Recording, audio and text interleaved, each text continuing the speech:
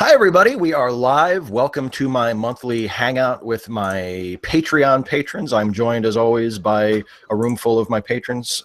Thanks to all of you for joining me here in the room. Thanks to all of you for watching. And I guess we should start out by, talking about cats. Are cats great? God damn it, Steve.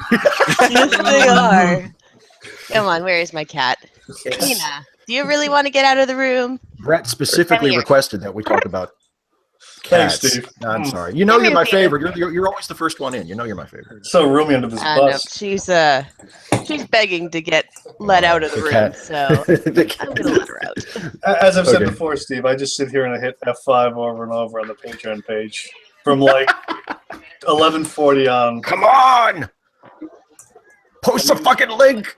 And you just see that fucking bearded face. The one I have at my parents' house is like quite the hunter. I've seen it quite like all the way up to mid-sized squirrels.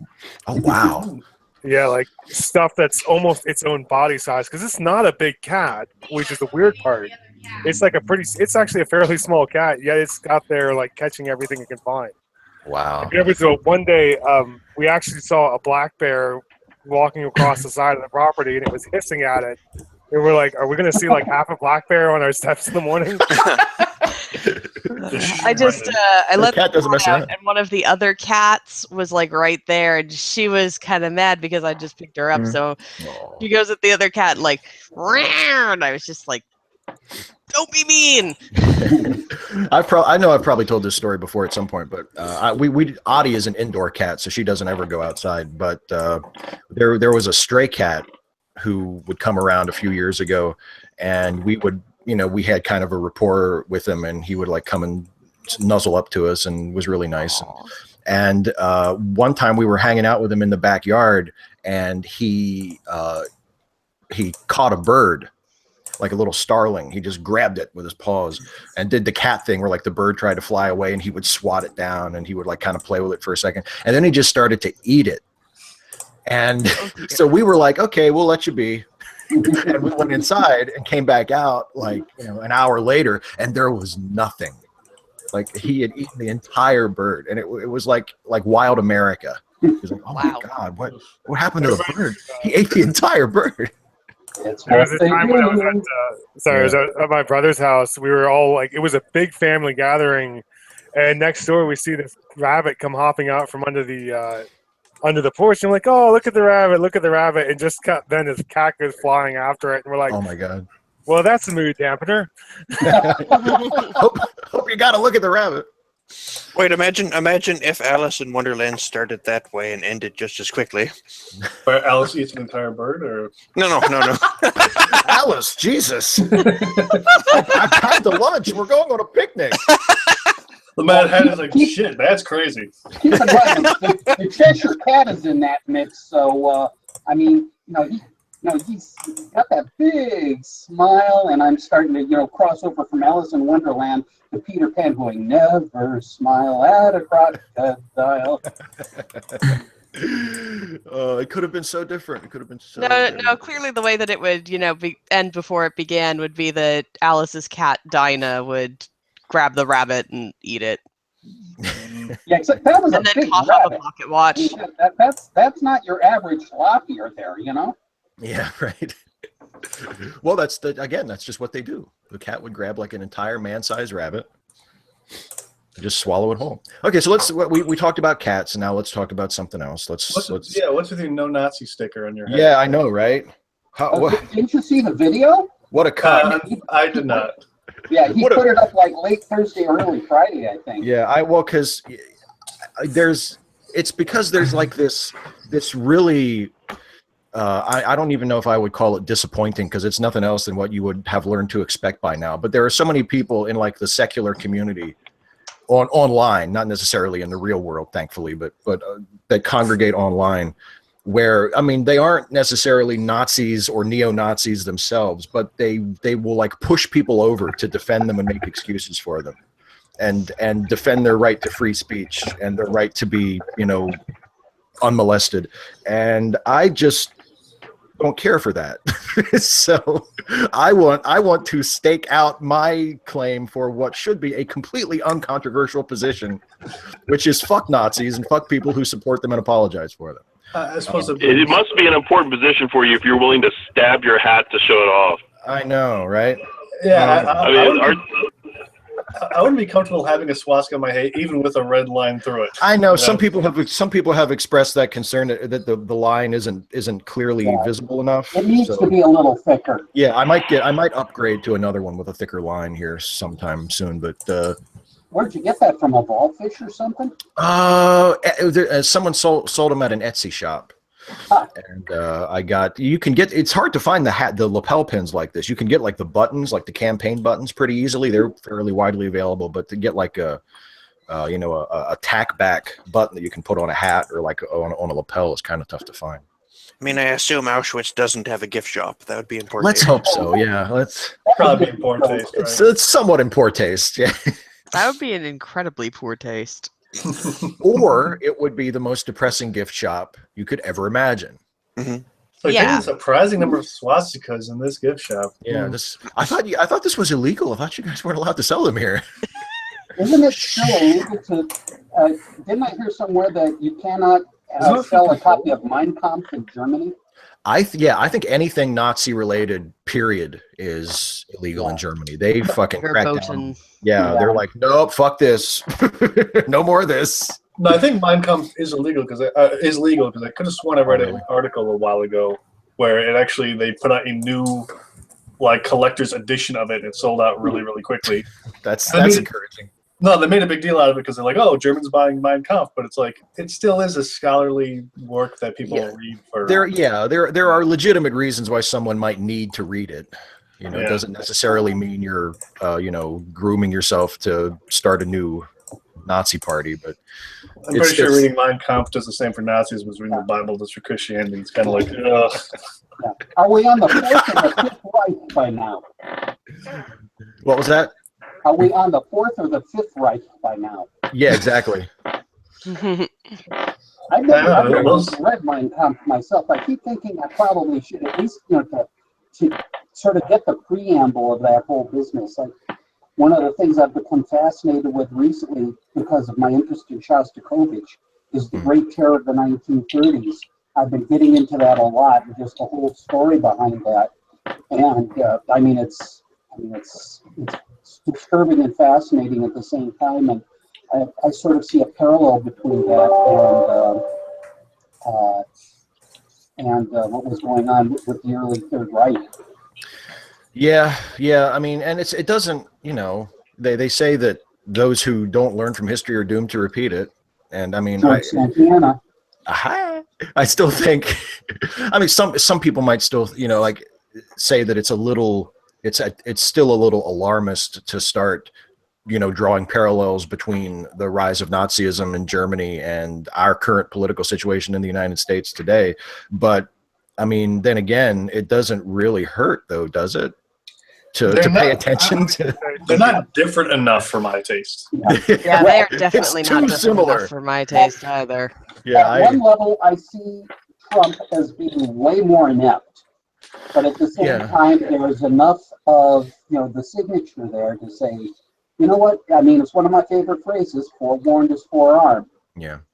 And let's just keep a hairy eyeball on that. I mean, it's not so much that it's, at least as I see it, it's not so much as though it's an identical story. Clearly, it's not. There are major differences, but. There are the things that are similar between the two are very disturbing. Like the Trump administration's tendency to lie to people's faces without an ounce of self-awareness. He just came out and said that he never said. Well, I just saw a report. He said he never said he would try to repeal Obamacare. Yeah, he's now claiming he never tried. He said that. He said, "Well, yeah." And it's straight out of 1984. Never mind this bullshit about the press as the enemy of the people. Yeah, I mean, that's it. That's a facepalm moment right there. Well, that's exactly what I'm talking about. These strategies that are being pushed by people in the Trump White House of tell people things that are provably untrue, that everybody knows are lies, but keep saying them. You know, that's very, that has disturbing echoes of Goebbels, and, you know, you tell a lie often enough and it becomes the truth. And, you know, or tell a big enough lie and then people will believe it. And I mean, and the hostility toward the press and people in the Trump administration saying, well, you should only trust information from us. You know, we're the only reliable source for information about the White House. Don't listen to the reporters. You should only listen to us. Like that's not upsetting. I alone can fix it. I alone can fix it. Two funny little facts that very 1984. Two funny little facts that collide head on is they were saying, oh, he won't appeal Obamacare, which of course they had to say that because he was saying it, you lying fucking orange peel. But well, I would say one of my they also say, oh, he speaks the truth all the time. Yeah. And then of course they get surprised when he goes, oh no, he's speaking the truth all the time, he's gonna appeal Obamacare. Yeah, like what did you think he was going to do? I mean, I do have a certain faint sympathy for people who voted for Trump because they were just honestly duped. But at the same time, at the same time, when they say things like that, because people, when the Obamacare repeal started ramping up a few weeks ago, and people were like, I can't believe he's actually going to do this. Like, well, what did you think he meant? They do themselves. Because he said, contrary to what he says now, where he says, I never said I was going to repeal and replace it. Yeah, you said that constantly. Like, people voted for you because they thought you were going to do that. And now what? There's some folks who voted for you who are like, well, I didn't think he was really going to do it. What did you think he meant when he said he was going to repeal and replace Obamacare? Thought he was just talking. Thought he was just saying words. I didn't think the words meant anything. Remember that one John Oliver bit? What does he mean when he says words? Right. And John Oliver said, we have two horrifying options when it comes to Trump. Well, two horrifying possibilities when it comes to Trump. Either he's going to do everything he said, or he's not going to do anything he said. Yeah, exactly. Pretty much. Either way, it's bad. So. Meanwhile, you've got Bill Maher, who really put a period on this with his last new rule this past Friday. You know, especially, the first thing he had up was this guy with a sign up going, you know, something like, I have made a terrible mistake or something like that. And Maher just driving home the idea that the guy you voted for is a con man. Period. That's yeah. And he always has been. Like, there's never been. I have yet to see archival footage of Donald Trump from the 70s or the 80s where he came across as a trustworthy person. Like, well, he said he was going to eat that piece of pizza backwards, and then he did. And he did it. And that's the leadership America needs. USA. It's like, for me, it should have been blatant. Sorry, it should have been blatantly obvious in the debate when Hillary Clinton hit him with the, you declared bankruptcy. I think it was 4 times. Yeah. And his response was, I take advantage of the laws of the country. And I'm sitting there like, what the fuck was unabashed, unapologetic? Yeah. And shall we mention that frequently he took advantage of those bankruptcy laws to stiff the people he owed money to. Yeah. Yeah, he did. And he would declare a specific type of bankruptcy that would allow him to restructure the company, but that would basically get rid of like everybody's job benefits and retirements. Like, hey, you had a 401k? No, you don't. Yeah, well, and speaking of John Oliver, I watched a segment from his show last week, but I just caught up with it yesterday, where he was talking about the Trump budget and how they're going to slash funding from, among many other places, the EPA. And they played a clip of Trump saying, well, the EPA is too expensive. And someone asked him, well, then how are we going to protect the environment? And he did the typical Trump thing of to just sort of hand wave it and say, oh, we're going to be fine with the environment, but but you can't hurt business. Yeah. And it's like, okay. Well, and it's like, it's great to want to protect business and to grow business and to create jobs. Like, I think, assuming that we aren't going to throw ourselves into a completely new economy and radically change the way things are done in this country. It's fine to want to protect business and want to protect jobs. But if you're saying that you'd rather protect business at the cost of environmental disaster, so like, where are we all going to live while the businesses are prospering? Exactly. Donald Trump belongs in a Captain Planet episode as the villain. Yes. I mean, this is the environmental equivalent of saying, oh, but Wall Street can regulate itself. They know enough not to step over the line, et cetera, because Volcker said so or whatever have you. Yeah. And, next thing you know, it's 2008 and we're staring down the barrel of a recession. Yeah. Yep. But that seems to be his tactic. Whenever he's pushed a little bit on a question and somebody says, well, if you cut the EPA, what about the environment? Oh, we'll be fine. He just starts BSing. Motherfucker, no, we won't be fine.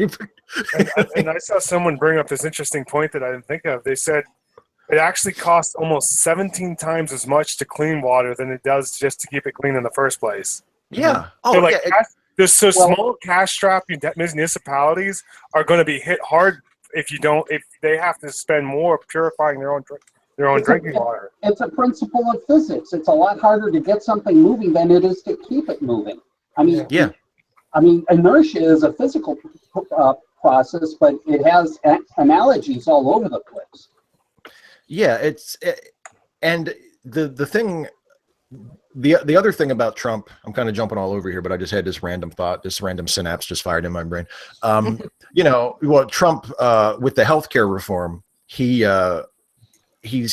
trying to do damage control, and he's trying to say like, well, it was the Democrats because the Democrats didn't vote for it, even though it was designed so that it would pass without needing any Democrat support. That's why it was pushed as a budget reconciliation, so that it could pass the Senate with a simple majority instead of a 60-vote majority. Yeah. So how in the world can you blame Democrats for it? Yeah, especially if it doesn't make it to the House, which is more dominated by the Republicans. It was designed so that only your people would be necessary. Yeah. How are you going to blame the Democrats for it? I mean, how do you blame the Democrats, period, when you control both houses of Congress? That one really pisses me off because it's a pure bullshit, and anybody with half a brain knows that the problem is half a brain among some Republicans. That's maybe a problem.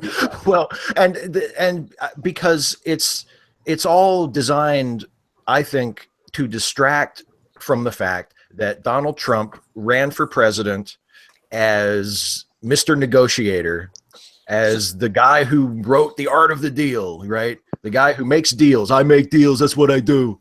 And he has a majority in House of Representatives, a majority in the Senate. He controls the White House, and he started out his administration with a legislative initiative to reform healthcare and repeal the Affordable Care Act, which is something that the Republicans have been dying to do for 8 years, and they didn't even have enough votes to take it to the floor for a vote. So, master negotiator. He didn't even write The Art of the Deal. He had it ghostwritten. And now his ghostwriter can't shut up about what a president is. And his ghostwriter lays him out 3 ways from Sunday. Yeah, his ghostwriter donates all his royalties to charity because he doesn't want to make money off of this horrible shit. Mm-hmm.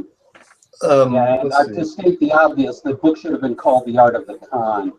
I do like his excuse, though, the thing that he pulled from The Art of the Deal, which is sometimes you just got to know when to walk away, except that's kind of antithetical to...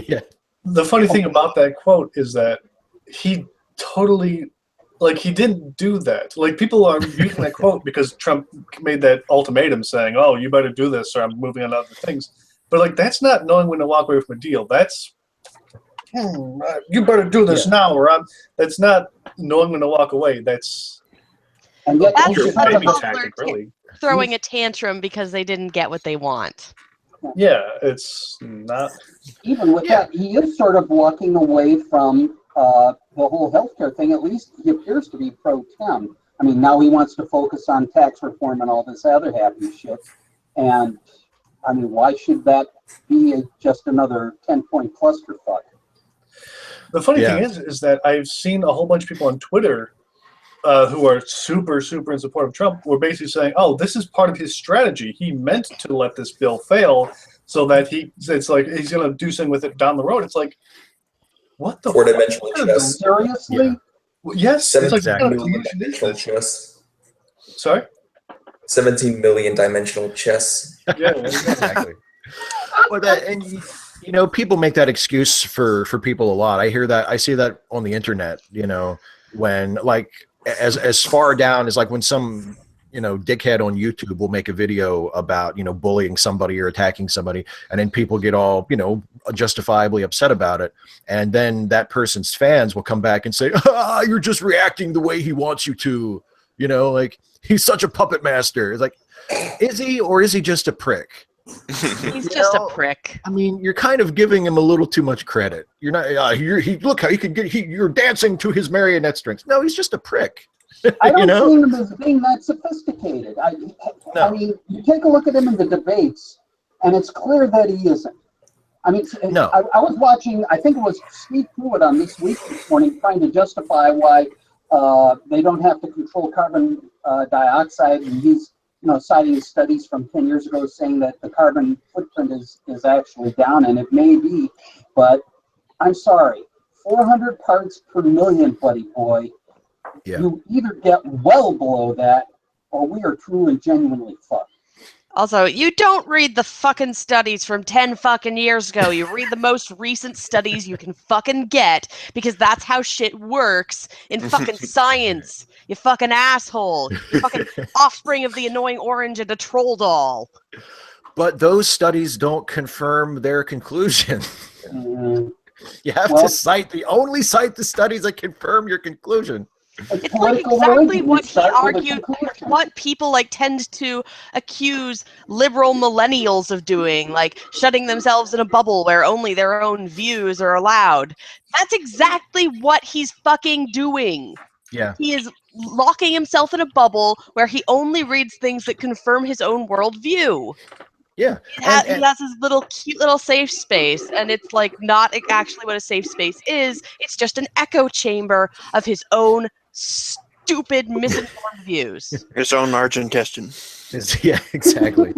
and he takes credit for shit he had nothing to do with. Yeah. Like he took credit again for what was a Carrier who announced they were going to add so many more jobs, but it was a deal that they made back in October. And it weren't that many jobs. It wasn't even that many jobs, but it was something like it predates even the election, let alone him taking office. And he trots it out like, see, more jobs. Yeah, or the debt going down, which is actually just an accounting anomaly and not actually real. Yeah, or the jobs numbers, which are still pretty good because it's still Obama's budget. Yeah, it was fake when it was Obama, but it's real now. Yeah, so you know he'll take credit for it. But these are the things that he has to do if he wants to sell people on this fairy tale that he has been this incredibly productive and successful president so far, when in fact he hasn't really actually accomplished anything. All he's managed to do is imperil a lot of things by cutting regulations and cutting funding to stuff. And in terms of actual accomplishments, even from his perspective, even if you would consider like banning travel from Muslim countries an accomplishment, he hasn't even been able to do that because the courts have said, "Whoa, no, hey, hang on, you can't do that. Why do you want to do that? Well, it's dangerous. Well, where's the proof that these people are a danger? Well, Steve, you're on the wrong track. It's all post-truth. Yeah, I know. He can assert anything he wants, and as long as he asserts it and people buy it, you know, what's the big deal? I mean, it really is. It makes you think of, you know, because every few years it seems like this comes up again, and it used to come up on the internet in spaces I paid attention to, and when people were arguing, it was like evolution versus creationism, and people would say, you know, this is why we need to teach people critical thinking so that they can deconstruct ideas and be able to come to their own informed conclusions about what makes sense and what doesn't. And I mean, more people who were able to do critical thinking would be a real help right now. Yeah. Because there's a fundamental problem though with that, Steve, because critical thinking is hard, and most people simply can't be bothered. They really can't. Yeah, I know, and that's a point that I always have to make to people as well. You know, when you have to remind people, like, you know, propaganda works. You know, I mean, if we lived in a society where critical thinking was more commonplace, then it wouldn't be that big of a deal if the president of the United States went on TV and just lied his ass off, because most people would be able to tell that he was lying his ass off and they just wouldn't believe him. Or who would be doing the teaching, the current administration or the next administration? Yeah, right. We don't want them to teach it. Yeah. Well, except the thing about critical thinking is it is self-consistent, and obviously, like if you learn it, then you know that it's correct. Yeah, you can't well, it's to a certain degree, it's dependent on the whole Dunning-Kruger thing. If you're willing to, discipline yourself, and you're willing to admit that maybe you don't know something, then you're at least on the road to, learning something and being self-correcting yourself. If you don't know anything, and yet you have the confidence that, oh yeah, hey, I know all this shit. I mean, it's Dunning-Kruger and spades and no Trump. That's a good point. A lot of it is having the wisdom to know when you don't know something, and having the humility to sort of defer to people who do know it, or who should know it. You know what I mean? Like especially when you're talking about complex technical issues or scientific issues, like the people who deny that climate change is real, or deny that climate change is human driven, and they say, well, there's still scientific debate. There's still some scientists who don't believe that it's real, like the tiniest minority ever. Yeah, which is, I mean, what we almost need to do is have, just like we have the Project Steve as it comes to evolution, I think we need something similar as it comes to climate change. And I'd be willing to bet you could come up with something very much like Project Steve as applied to climate change. Yeah, but I mean, the thing is, would it make a difference? Because the mentality of a climate change denier is really the same mentality as like a 9/11 truther, where you can point them to the 99% of experts who say you're completely wrong. There's no basis for what you're saying at all. But as long as you can find that 1% that agrees with you, you appeal to that instead of the other 99%. Because even though you don't know anything about it, like even though you are not a climate scientist, you have no expertise in the area at all, somehow you are smart enough to know that the 99% is wrong and the 1% is right. It's kind of like those truthers that are like, oh, well, buildings don't collapse that way. It's like, how many demolitions have you seen, asshole?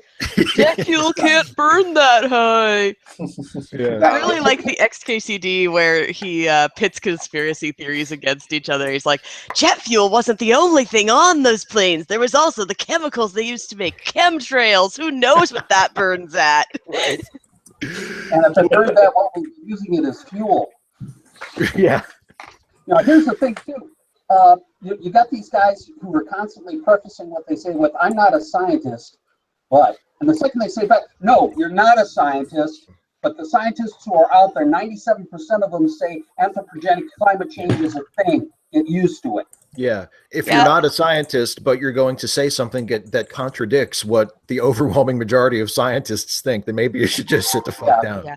I'm not a scientist, but it's like, I'm not racist, but. Yeah. Yeah. just don't say whatever you were going to say. No. Don't, I don't mean to sound racist, but stop. Don't say whatever you were going to say. Are we talking like the overwhelming majority of every scientist, or the overwhelming majority of scientists who specifically study climate change? The latter. Yeah, I think qualified scientists who actually know the topic. Yeah, but even because it would be like useless if you got this kind of opinion from a doctor who probably doesn't study this much, but he's like, yeah, climate change is real, because why not? Yeah, this is something that Aaron Robb runs onto all the time with that dumbass dentist he has to deal with on the Texas Board of Education, who says that, well, he's got a PhD. Terrific. Yeah, he's got a PhD in dentistry. Yeah, and that makes him an expert, right? Or, I think that's the proper definition of the fallacy of authority. Yeah. My brother does the same thing. He's got a then again, it wouldn't degree of some sort, and he keeps waving it around every time we argue. It wouldn't be a good idea to get it from people who specifically spend their entire lives and careers studying this one topic, climate change, because then they would have no incentive to say climate change doesn't exist, because then they'd be out of the job. You need to get someone who's like, well, no, it's not that. It's not that climate specific. It's not like they go to college to get a degree in climate change. No. I'm just saying. Well, but I mean, I've heard that argument before, and I think, I mean, that makes sense to an extent. And I think, I mean, that attitude is definitely there in the scientific establishment. Like, I think there are myriad examples throughout history of prominent scientists who, you know, from our perspective today, we can see that that they clung a little too hard to what ended up being disproven theories, you know, like Fred Hoyle and steady state cosmology. But you know, I guess your hope is that if you find really, really solid evidence that, for instance, climate change isn't actually happening, or that we have grossly misunderstood it, then you can show that evidence to other scientists, and hopefully, I mean, probably not right away, because there will be resistance, but eventually most people will come around, you know. The fact of the matter that will become the standard. Yeah, peer review is important. The only ones who can show that it's is or is not happening is other scientists. I mean, amateurs like us aren't going to fucking figure it out. Oh no, I have no fucking clue. Yeah, we have to defer to authority in this particular case. I went to college for English. Yeah, I'm writing a novel. I'm completely useless. Actually, I'm a classicyclics major. I mean, okay, I was a bio major for 1.5 years, but whatever. Wait, can we go back to how Steve is useless and just focus on this for a bit? Do you want me to say, everybody be quiet? I'll say it nice. I'll get the people who make response videos a nice clean take. Okay. Okay. I'm useless. Anyway, go ahead. Well, here's the thing. I mean, we didn't start out with climate change experts. We started out with climate experts. You start, that's true. Started with climate, who trying to understand long-term weather patterns and so on, and all of a sudden they started seeing these trends. Yeah. And and the expertise started to build from there, and it built among people whose job was to study climate. Mm-hmm. And they will still have a job because they're climate experts, not climate change experts. They'll still have a job. Yeah, one way or the other, they're still studying, the ecosphere of the planet in terms of long-term weather patterns. Yeah. Well, and and the other part about that too is, if you can come up with really like compelling evidence that will overturn an established scientific model, I have to believe there's some money in that.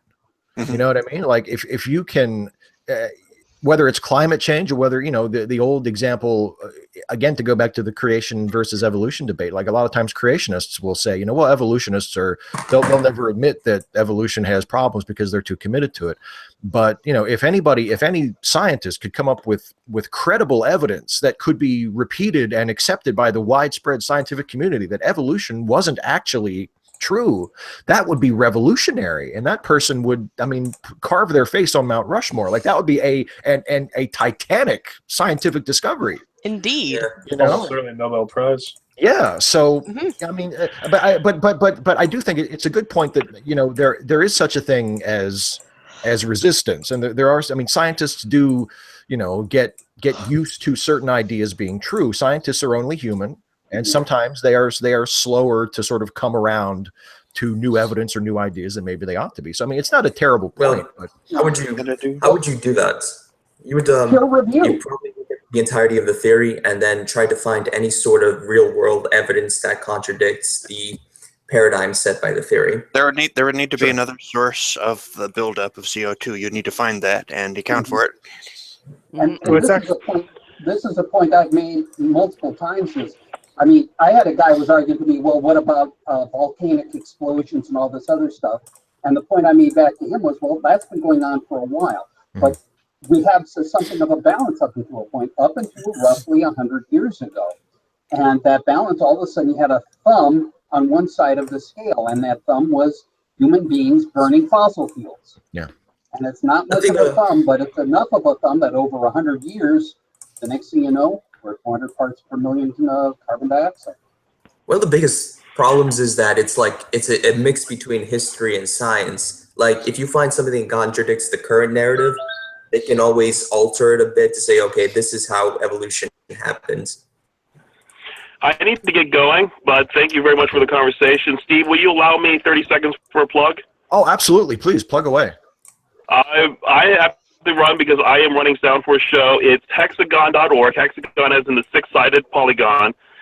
We are Washington's only original satirical musical comedy review. So if you're in the D.C. area this weekend or next, please come check us out and have some comedy at Trump's expense. We give a nice send-off to Hillary Clinton and Bernie Sanders, and we make fun of everything. So we even have a little sketch about kale, if you can believe that. So thank you very much for everyone, and I will catch you later. All right. Thank you so much, Matthew. Bye. Bye. Thanks for showing up. Anyway, what were we talking about? Overturning popular scientific theories, I think. Yeah. What about Richard Dawkins? There was the quote by Richard Dawkins that you might have heard. I don't know. I only heard it like a month ago. It was he was answering the question about why do you have faith in science? And he went off on an answer about it works. Yeah. Like if you base the design of your plane on science, it works and all that stuff. It seems like a better answer would be because the scientific method is designed to defeat bias. Yeah. Well, really. I mean, you have to be aware that bias exists. You have to take measures to minimize the effect that bias would have on the result of your experiments or your interpretation of your observations. Mm-hmm. But because as has been mentioned a couple times already, I mean, science is a human endeavor. The theories of science and the scientific method itself is ingenious, and if done objectively or close to objectively, it can bring you to a true result better than any other method I'm aware of. Like I don't even know how else you would learn things if you don't learn them through the scientific method. Yeah. But it's susceptible to human frailty and human bias and human ignorance, and we have blind spots, and we have things that we don't pick up on right away, and we have preferred conclusions that we might sort of lean to if we see that coming out, and you have to correct for that. I mean, it is a human endeavor. All of this, however, is why peer review is so important. Yeah, exactly. That's why you have multiple people doing the same experiment. Have somebody out in Moscow doing it, somebody in Beijing, somebody in Singapore, and somebody in East Bumfuck. Yeah, exactly. and if you have a situation where 90 to 95% of the people studying a particular field agree that a particular conclusion is the right conclusion, or at least is most likely to be the right conclusion, it to me, as a lay person, as someone who has no expertise in that field, it's impossible for me to justify agreeing with the other 5%. It is also worth noting that published in a reputable source. Has to be what? In a reputable source, something that is considered of high quality, because you can have certain organizations and interests that quote unquote peer review their work, but the person peer reviewing is also the one who's like, I'm going to say this is right because it supports my bias. Publish in the magazine I publish, right? Well, that's why you have right. Science and JAMA and all these house organs that Steve cites when he does And Now the Good News. Yeah. I mean, these things are dedicated to the whole idea of useful, confirmable, peer-reviewed science. Yeah, that's why a lot of times you hear the same magazine titles when Steve does these things, is because they have high impact factors. They are known to be good sources, and occasionally they do let something through, and if they do let something through that isn't good, they'll typically issue a retraction. They'll say, you know what, we screwed up here. Apologies, ignore this. Well, and there's always going to be uncertainty. I mean, even with an overwhelming scientific consensus, you still always have to leave that much of a gap and say, well, but we could be wrong. Is it possible that 95% of scientists in a particular field who all agree that this is the right thing could be wrong? Yeah, sure. Of course, it's possible. you know, and scientific conclusions, the sort of conventional wisdom among scientists has changed before, you know. But I guess my point about especially with things like evolution and climate change, which when you really dig into them are fairly complicated. You know, when you're a layperson and you are not yourself a scientist, or you're not a scientist who is well versed in that particular field, it's impossible for me to justify disagreeing with the overwhelming consensus and agreeing with the 5 or 10% or 1%, you know, that are sort of the outliers, when I have no basis to make that judgment. You know, I mean, I can say, well, hey, if these folks over here are convinced that evolution isn't happening, when they're convinced, because they're the ones that I sort of defer to, when they're convinced that we've been on the wrong track all along, then I will adjust accordingly. But until then, like, it's not a decision that I'm qualified to make. Yeah. But the thing is, again, you run up against Dunning-Kruger. I keep falling back on the Asimov quote. There's a cult of ignorance in the United States, and there always has been. And that's I think, you know, classic definition of Dunning-Kruger. And it's the one thing I think we're going to be up against until we can get general education to the point where, and maybe actually even not even general education, a loss of hubris. Yeah. I have no idea how you deal with it. Yeah, when you figure it out, let me know. And I think I used the wrong word. I wasn't thinking bias, but then I don't know how to describe what I'm thinking about what scientific method defeats. Well, it is biased to a certain degree. It's also maybe, you know, habits as it comes to, you know, practices and lab technique or whatever have you. I mean, give you an example. I used to work on what's known as parametric test equipment. And, you know, the customer would sometimes say, well, it's doing this, that, and the other. And you can sort of take that or leave it depending upon how knowledgeable the customer is. But with that equipment, at least, I had a fairly decent basis to work with, which are the diagnostics. So the diagnostics take a very flat, not horribly interesting, but usually pretty high correlation between the diagnostics systems working. Diagnostics show a failure, something needs to be addressed. And I mean, even when the diagnostics are right, one of the last things I want to do is, okay, you want to queue up a wafer and let's run a couple of sites and see if your results are coming back the way you expect them to. Because ultimately, if it's not delivering expected results, and especially, let's say, if this wafer's already been tested and they have results and we can do a side-by on them, you know, again, it's a level of discipline. It's a level of combination of discipline, confidence, and correlation. Speaking of like all this science stuff, can I like mention something from my novel that I think is pretty fun? Please do. Because like, okay, so I'm writing a fantasy novel. So this world that I'm working with has magic. But like one of the things that I'm doing with the magic that's I think is like really fun is that it's kind of understood scientifically in universe. Like there are experiments to figure out what it can and can't do. And there are like specific laws of what magic can do. Like it can apply force and it can like increase or decrease energy without a physical cause for it, but it can't do things like transpose or create matter. So you can't teleport, you can't conjure and stuff like that.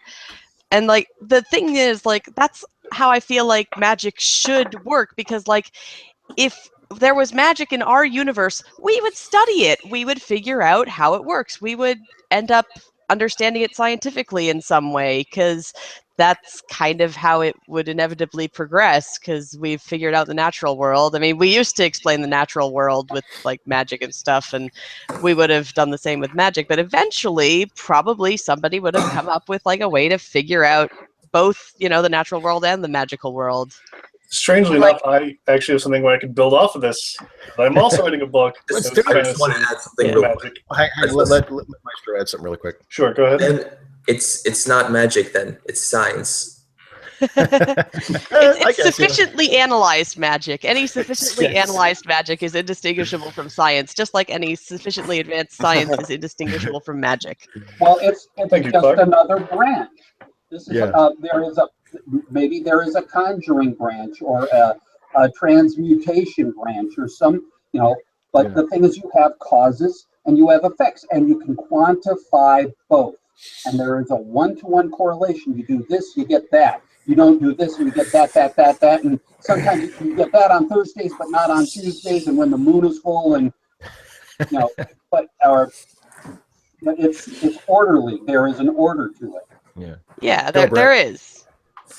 Yeah, for my own, like you, I kind of have it based, like cemented in reality to some extent. I have a not insubstantial part of the book is dedicated to showing someone actually training and learning and being taught how kind of to do magic, and explains like, oh well, here's kind of how you connect. Like it even explained how there's a part in the back of your brain right here where all the magic kind of like, that's where like it all passes through and stuff like that. And if you can, that's cool. If like you numb it with poison, for example, or something, like you could actually stop someone from being able to use magic, things like that. Like it's based in reality, despite the fact it's this fantasy thing that you'd see in Harry Potter. Yeah. Nice. I like that. I really like that. I love sufficiently analyzed magic. What I like about it is that it takes away one of the weaknesses narratively of magic, which is that it makes it so that characters can't just do anything. Exactly. Because if there aren't, I mean, a lot of people don't really understand. And if you write a story or you make a movie or something where there aren't rules that limit the characters and force them to make certain choices, then there's no drama. If you have a character who can just do whatever they want because they know magic, and it doesn't matter what situation they're in, they can get out of it. They can just and now they're, you know what I mean? Like that's no fun. Which is why I like Batman more than Superman. Yeah. Exactly. Well, but even Superman, you know what? My favorite versions of Superman are usually the weaker versions. Like, I mean, as much as I love Christopher Reeve's movie version of Superman, I think as a character, I prefer the Fleischer Brothers animated version, who basically is just a really strong guy who can fly. You know, he's not portrayed as like this godlike figure who can, push the moon out of orbit. He's just a really strong guy who can fly and bullets bounce off of him, and and that's good enough. Because if you give laser beams though, actually in the Fleischer cartoons, there's one cartoon where he uses his X-ray vision, but I don't know if he uses the heat vision in those. Maybe he does. I'm not sure. But yeah, they focus more on his physical powers. But yeah, that's because it's more interesting that way. If you have a character who is just, if he can blow the stars out like a candle, like Denny O'Neil used to say about like Silver Age Superman, he was so powerful that he could just go and a star would go out. He's like, well, then how do you introduce conflict into that story? I know, it's ridiculous. The only way you can do it is to give everybody ridiculous amounts of kryptonite. Well, what about stories where the lack of limitations is the limitation? Like say in the Sphere. I don't know. Personally, I think this is why I like fantasy video games a lot better, is because they do a much better job of establishing the world. Yeah. Because like in your playing, you kind of get the idea of what's going on in this world.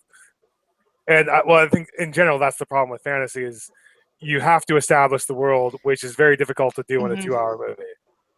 You really do have to establish the world, and yeah. Yeah. It's one of the things I'm having fun with writing my book. I'm also inventing like 6 conlangs for it. Well, that's beyond me, though. The best I do is like, we can conjugate nouns in our language. It's like, okay, great, I'm done with my language creation. I have an entire ridiculous verb conjugation system and like noun and adjective declension, and there's a weird way of using the vocative where it functions like an imperative, and it's insane. And the phonology is like Germanic / Finno-Ugric, but the grammar is like Latin / ancient Greek, and it's crazy. This is my brain on linguistics. I got hung up in creating a language because it began with creatures who didn't vocalize, so then it had to be passed on as a sort of transliteration. But there's too many. I got lost. I'm fascinated by all of that. I can't even imagine where I would start with that. Like I remember reading about the early creation of the Klingon language, where Mark Okrand, who is the guy who actually made up most of the Klingon that they speak in Star Trek now, he had to actually base his language on the few little pieces of Klingon that had been spoken on camera before, and those were just shit that people made up. Like, there was no rhyme or reason to any of it. Like, I think it was actually James Doohan in Star Trek: The Motion Picture, which was the first time you actually hear Klingon speaking Klingon. James Doohan just made up some Klingon sounding phrases that had no rhyme or reason to them at all. And then, like, in Star Trek 3, they said, hey, we should maybe, sort of put some rules to this and make it so that it's consistent, so that, when Klingons are speaking Klingon, they're kind of speaking the same language. So Mark Okrand had to take those random bits of dialogue that the guy who plays Scotty just made up and said, have him say this, and use that as the foundation for this structured language. So it's really interesting. We're all fucking nerds. Yeah, I know, right? What's the opposite of retcon? Yeah, exactly. Exactly. Doing it right the first time. The opposite of retcon is doing it right the first time. One thing I found interesting was this one singer I really like, more like a vocalist. She does a lot of soundtrack music, and she's actually done an amazing singer. I've heard her do numbers in like 4 or 5 different languages. Wow. Including made up ones. Just I don't know how the hell she does it, and actually there have been times where she says she's kind of made up a language on the spot based on like what the kind of the general sound they were going for. She's like, yeah, I was kind of trying to fuse Latin and a couple other languages in a point where the music can just speak for itself, and we're not really worrying about the lyrics at this point. We're just saying, like, what's the kind of overall sound you want. Wow. What are you talking about there? Talking about Yoko Kanno? Yeah, that's the first person that came to my mind. All this discussion of languages is just making me feel all warm and fuzzy inside. I love languages. I love talking about languages.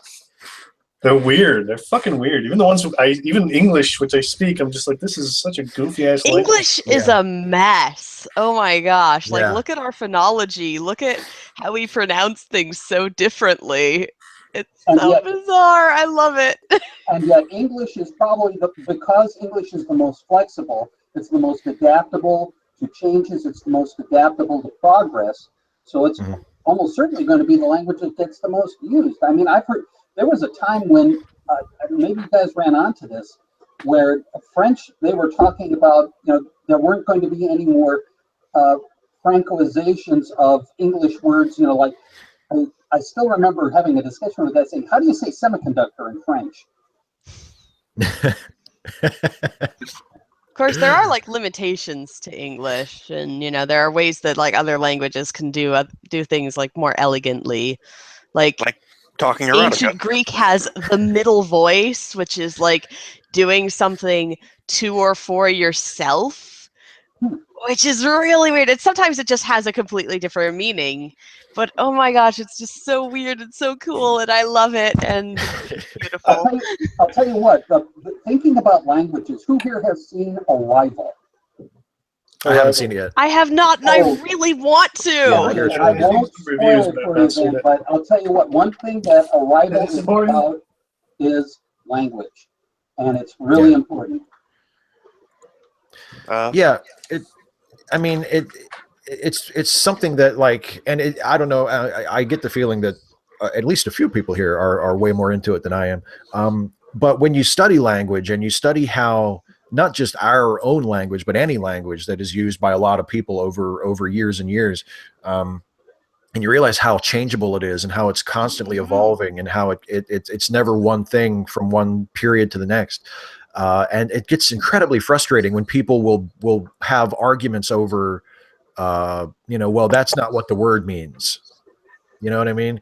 And you have to try to explain to people, like, yes, I mean, there are such things that you can sort of argue unfairly in that way and insist that a word means something that nobody else thinks that it means. But there are also words that have widely varying meanings and widely varying senses. And you can't just say, well, that's not what that word means. because you have your favorite definition of it and someone else, uses it a different way. Like if people use it that way, then that's what it means. And it goes into a milieu, goes into a very deep milieu. Nitpicks about that. Of definitions. I still do not accept irregardless. That is not a fucking word. I went through much the same thing with normalcy, but I thought, you know what? People say it. It goes into a much deeper tier of, or much deeper milieu, even than dictionary definitions. There are more definitions for each word that are very, very subtle and difficult to explain than people seem to ever acknowledge. Oh yeah. Here's some for you though. Having been involved with a transcendental meditation organization for a while and learning a little bit about the history of Vedic Sanskrit, they say at some point in Vedic Sanskrit, the quote is, "At the finest level of creation, the word is the form," which is supposed to be, in theory, supposed to be a way of speaking things into existence. Yeah.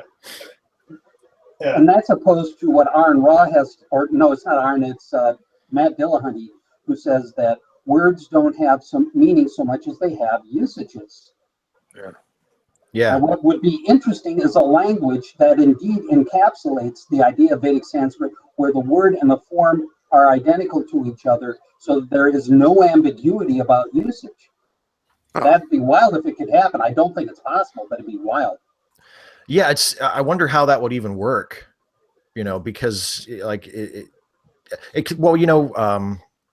you mentioned French earlier. Isn't there was such a thing as, I guess there probably still is. It was the French Committee or something like that was designed to sort of rigidly codify the French language so that, there wouldn't be the kind of drift and the kind of, it would just be, there would be one French, and this is French and this is the way you speak it. And if you want to add a word, you have to do it through us, and it just kind of reminds me of, there's this one interesting argument presented by Thomas Paine in The Age of Reason, where he said the idea that the word of God could exist in human language is contradictory with itself, because he reasoned that the word of God should be eternal, universal, and unchanging, but human language is local and is very much malleable.